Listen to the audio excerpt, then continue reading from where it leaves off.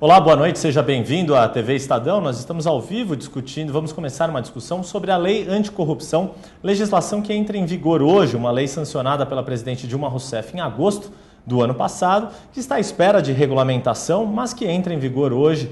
E aqui comigo no estúdio da TV Estadão está a advogada Carla Rahal Benedetti. Ela é membro, especialista em compliance, membro do Instituto dos Advogados de São Paulo, e o advogado Leonardo Machado, do escritório Machado Meyer, também um especialista em programas de integridade e de controle interno das empresas. Carla, Léo, muito boa noite, bem-vindos aqui à TV Estadão, muito obrigado por terem participado conosco. Boa noite.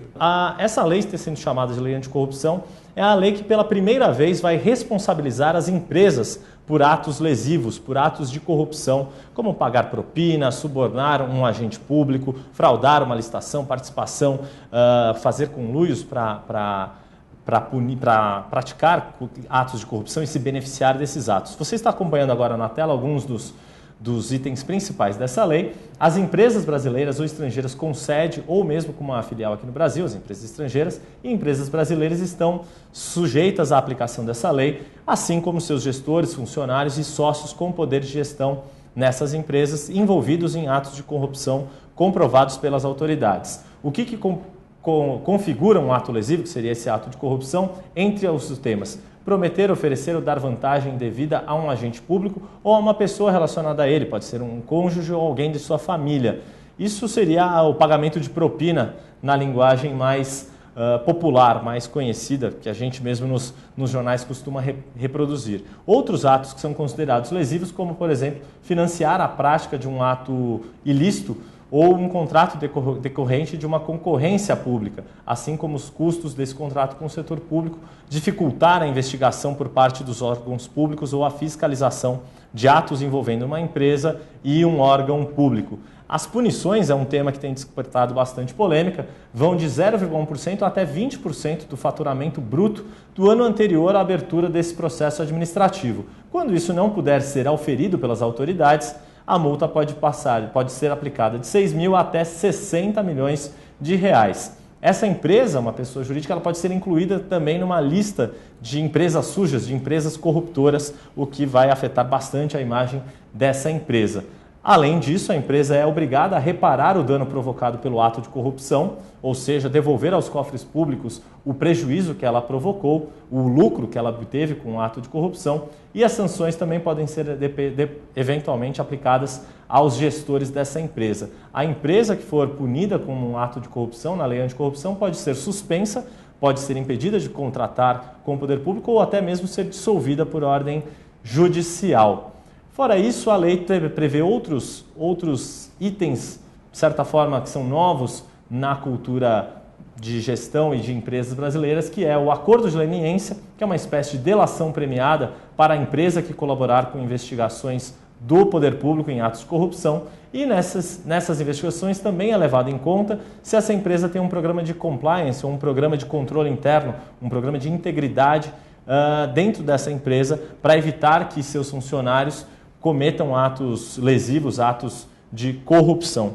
Basicamente são esses os itens mais importantes da lei anticorrupção. Carla, Léo, acho que a essência da lei está contemplada nesse resumo que a gente fez para os nossos internautas. A gente tem ouvido algumas empresas já se preparando sobre isso, outras ainda com uma série de dúvidas, e ficava toda essa expectativa em torno da regulamentação da lei. Segundo o ministro Jorge Hage, ministro da Controladoria Geral da União, o decreto não foi publicado hoje, mas vai ser nos próximos dias, no máximo na próxima semana isso deve sair. O que vocês destacariam que falta, ou que falta não, mas qual a expectativa em torno desse decreto? Quais são os pontos fundamentais que vocês esperam que esse decreto venha a esclarecer, a detalhar, e com isso a gente ter mais clareza de como vai funcionar essa lei? Quem que quer começar? Vamos começar com a Carla, vamos ser cavalheiros, né?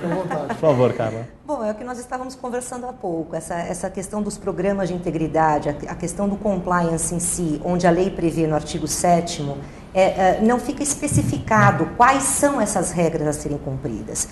Então, o que acaba acontecendo é que tanto o empresário ou a empresa, diante da governança em si, na própria direção, ela não sabe exatamente o que vai ser levado em consideração em termos de processo de integridade ou compliance, enfim, regras de compliance, como difere, por exemplo, em relação à lei de lavagem de dinheiro.